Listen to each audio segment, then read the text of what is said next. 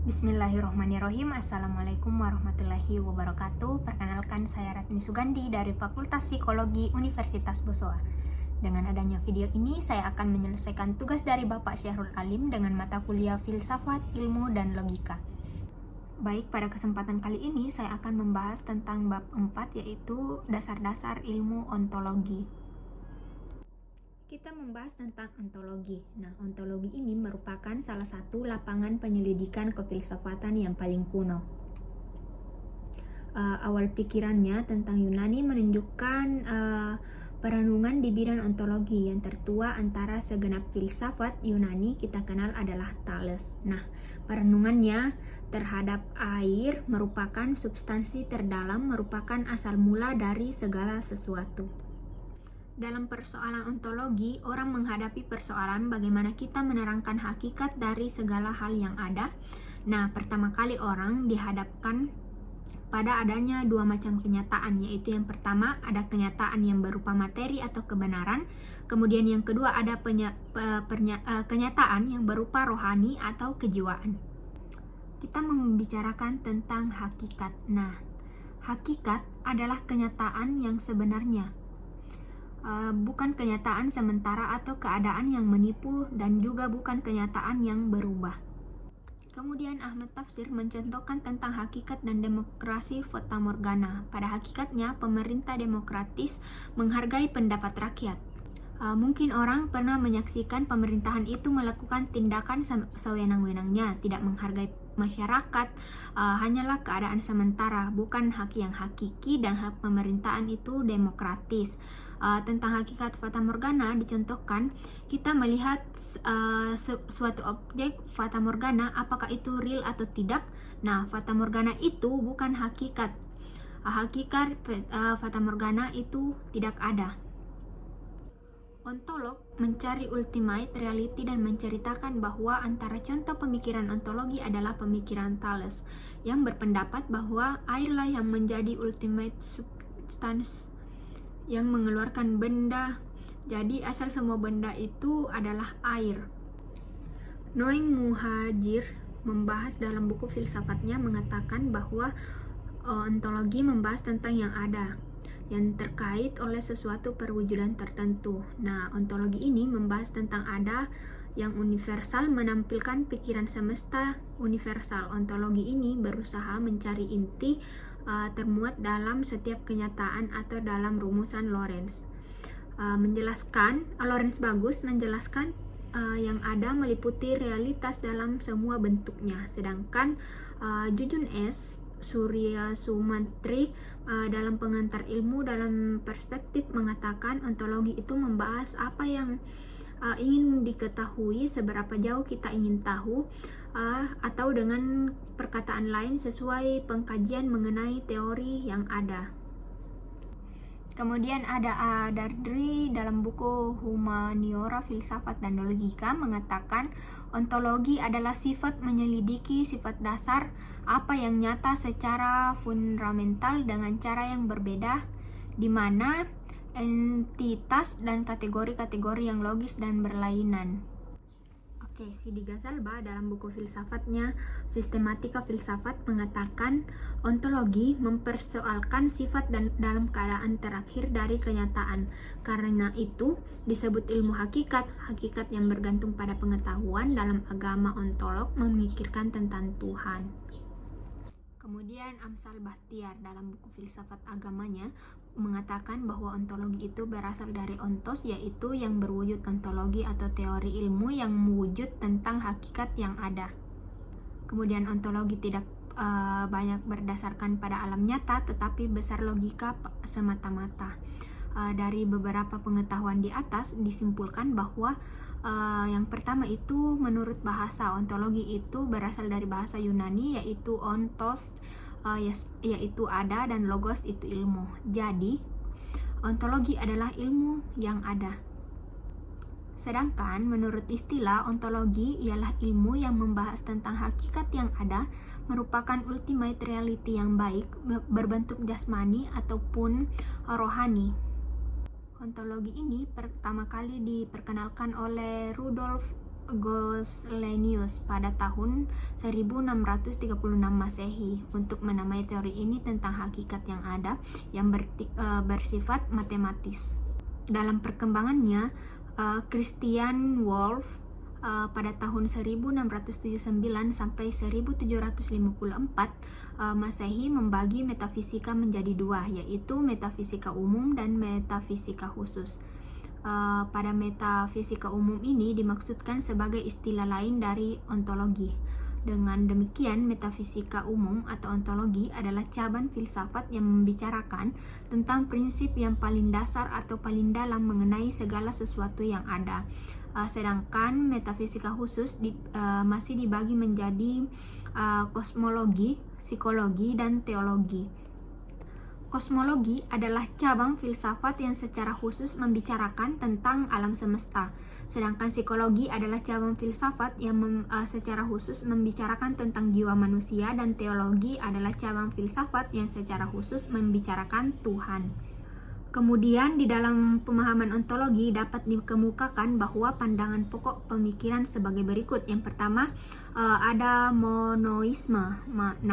Pemahaman ini menganggap bahwa hakikat yang berasal dari seluruh kenyataan itu hanyalah satu saja, tidak mungkin dua. Nah, haruslah hakikat saja sebagai sumber yang asal, baik asal berupa materi ataupun berupa rohani. Tidak mungkin ada hakikat masing-masing dan bebas berdiri sendiri. Haruslah salah satunya merupakan sumber pokok yang dominan dan menentukan perkembangan lainnya. Nah, istilah monisme oleh Thomas Davidson disebut dengan blok universi. Pemahaman ini kemudian terbagi menjadi dua aliran, yaitu yang pertama ada materialisme. Nah, dalam aliran ini menganggap bahwa sumber yang asal itu adalah materi, bukan rohani. Aliran ini sering disebut dengan aliran naturalisme. Menurutnya, bahwa zat mati merupakan kenyataan dan satu-satunya fakta yang hanya ada dalam materi. Nah, dari segi dimensinya, pemahaman ini sering dikatakan dengan teori atomisme. Menurut teori ini, semua materi tersusun dari sejumlah bahan yang disebut dengan unsur itu bersifat tetap dan tidak dapat dirusakkan. Nah, bagian-bagian terkecil dari unsur itu yang dinamakan atom-atom. Atom-atom dari unsur rupanya sama pula dengan sebaliknya. Namun perbedaannya hanya mengenai berat dan besarnya. Mereka bisa bersatu menjadi molekul terkecil dari atom-atom itu. Selanjutnya atom-atom dengan kesatuan molekul-molekul itu bergerak terus menuruti undang-undang tertentu. Nah, jadi naturalisme menganggap bahwa kenyataan ini merupakan suatu mekanis seperti suatu mesin yang besar. Nah, aliran pemikiran ini dipelopori oleh bapa filsafat yaitu Thales. Nah, ia berpendapat bahwa unsur adalah asal karena pentingnya bagi kehidupan. Kemudian ada Anaximander berpendapat bahwa unsur asal itu adalah udara dengan alasan bahwa udara adalah merupakan sumber dari segala kehidupan. Kemudian ada pendapat Demokritos. Nah, berpendapat bahwa hakikat alam ini merupakan atom-atom yang banyak jumlahnya dan tidak dapat dihitung dari alamat-alamat halus. Atom-atom inilah merupakan asal dari kejadian alam. Pada pemikiran yang masih sederhana, apa yang kelihatan dapat diraba biasanya dijadikan sebagai kebenaran terakhir. Pikiran sederhana tidak mampu memikirkan sesuatu di luar ruang dan abstrak. Kemudian bagian B, ada penemuan-penemuan yang menunjukkan betapa bergantungnya jiwa dengan badan. Oleh sebab itu, peristiwa selalu dilihat sebagai peristiwa jasmani yang lebih menonjol dari dalam peristiwa ini. Kemudian bagian C, dalam sejarahnya manusia memang bergantung pada benda seperti pada padi. Nah, Dewi Sri dan Tuhan muncul dari situ. Kesemuanya ini memperkuat dengan dugaan bahwa merupakan hakikat adalah benda. Kemudian bagian B, kita masuk di idealisme. Nah, idealisme merupakan lawan materialisme. Adalah aliran idealisme yang dinamakan dengan spiritualisme. Nah, idealisme berarti serba cita, sedangkan spiritualisme berarti serba ruh. Nah, idealisme ini berasal dari kata idea, yaitu sesuatu yang hadir dalam jiwa. Aliran ini beranggapan bahwa hakikat kenyataan beraneka ragam itu semua berasal dari ruh atau sukma atau sejenis dengannya, yaitu sesuatu yang berbentuk menempati ruang atau materi. Zat itu hanyalah sesuatu jenis daripada penjelmaan rohani. Selanjutnya kita membahas tentang nihilisme. Nah, nihilisme ini berasal dari bahasa Latin yang berarti nothing atau tidak ada. Nah, sebuah doktrin yang tidak mengakui fasilitas alternatif dan positif. Istilah nihilisme diperkenalkan oleh Ivan Turgenev dalam novelnya ditulis pada tahun 1862 di Rusia. Nah, di dalam novel itu Bazarov sebagai tokoh sentral mengatakan lemahnya kutukan ketika ia menerima ide nihilisme. Doktrin tentang nihilisme sebenarnya sudah ada sejak zaman Yunani kuno, yaitu pada pandangan Gorgias yang memberikan 3 proposisi tentang realitas. Pertama, tidak ada sesuatu pun yang eksis. Nah, realistis itu sebenarnya tidak ada. Bukankah Zeno juga pernah sampai pada kesimpulan bahwa hasil pemikiran itu selalu tiba pada paradoks? Kita harus menyatakan bahwa realistis itu tunggal dan banyak, terbatas dan tidak terbatas, diciptakan oleh tak dicipta.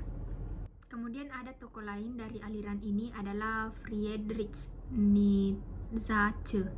Dilahirkan pada Rostov di Rusia dari keluarga pendeta. Dalam pandangannya bahwa Allah sudah mati, Allah Kristiani dengan segala perintah dan larangannya sudah tidak merupakan rintangan lagi. Dunia terbuka ini untuk kebebasan dan kreativitas manusia. Mata manusia tidak lagi diarahkan pada suatu dunia di belakang atau di atas dunia di mana ia hidup. Nietzsche mengakui bahwa pada kenyataan moral di Eropa sebagai besar bersandar pada nilai-nilai Kristiani, tetapi tidak dihindarkan bahwa nilai-nilai itu akan lenyap dengan sendirinya. Itu manusia modern terancam nihilisme. Selanjutnya ada agnostisisme. Nah, mengingkari kesanggupan manusia untuk mengetahui hakikat benda, baik hakikat rohani maupun hakikat materi. Jadi pada agnostisisme ini adalah paham pengingkaran atau penyangkalan terhadap kemampuan manusia mengetahui hakikat benda ini baik materi maupun rohani. Itulah tadi penjelasan dari saya mengenai dasar-dasar ilmu ontologi. Sekian, wassalamualaikum warahmatullahi wabarakatuh.